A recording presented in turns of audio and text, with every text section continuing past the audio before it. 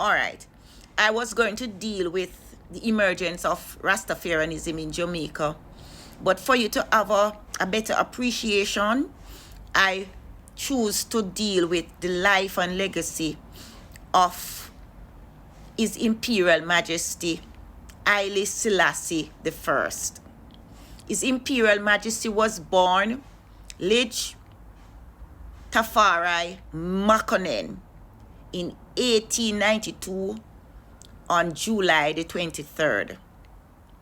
His father was Ras Makonnen. The word Ras is a title and it means prince. And his father was a loyal and trusted general for Emperor Menelik II. Menelik II did not have any male heirs. So the royal family was looking at Tafari Makonnen from an early age. He was being groomed, he was educated to become a leader. So when Emperor Menelik II in 1913 named his grandson Iyasu as heir apparent, everybody believed that Iyasu would ascend the throne and became emperor.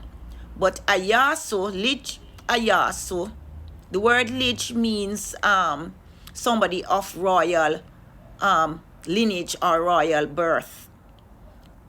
He denounced his Ethiopian Orthodox Christian religion and embraced Islam. He became friends and associates of several Islamic countries, and he became friends and had many Muslim leaders. So the royal family deposed him and named His Imperial Majesty as heir apparent. But remember, and I want you to get it and understand what I'm saying, Tafari Makonnen was the name of the birth name of His Imperial Majesty. He became Ras, which is a title meaning prince, Rastafari, in 1916 when he became regent for Ethiopia. All right. So by 1928, he was declared to be Negos. Negos meaning king. And he actually was crowned king in 1930. So he became from Rastafari, he became His Imperial Majesty Haile Selassie I in 1930 when he ascended the throne. All right. Now, His Imperial Majesty had many titles. One of the word Haile Selassie means the Trinity, the power of the Trinity. All right. He also had a title,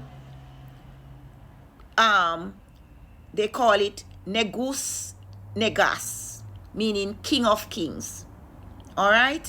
And that is a Ethiopian title, royal title. He also was called Lord of Lords, which is a Ethiopian imperial coronation title as well. And he's also called the elect of God. All right, so these were titles that the Ethiopian royal family used for generations. All right. Now, after 1930, Ethiopia was invaded by Mussolini's Italy. Mussolini was a fascist dictator who had authoritarian tendency, and they, at the time, nationalism was also a part of the philosophy of Mussolini. Mussolini aligned himself with Nazi Germany and with Hitler, and you know the story about Hitler. Both had authoritarian ideologies, both had fascist ideologies, and both embrace totalitarianism. All right. So when Italy invaded Ethiopia, they did it as a part of Mussolini did it as a part of his imperialist ambition, and also to regain Italian pride, because in 1896 they had also had a war with Ethiopia, and the Italians were defeated by the Ethiopians.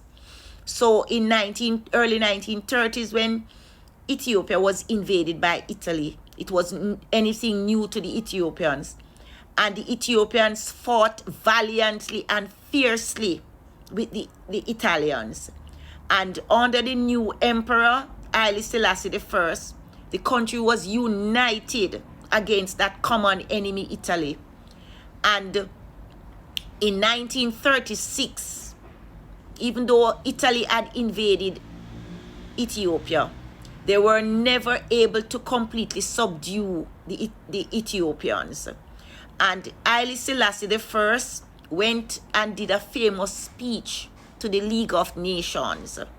And in that speech he says, until the philosophy which all one race superior and another inferior is finally and permanently discredited and abandoned, everywhere it's going to be war.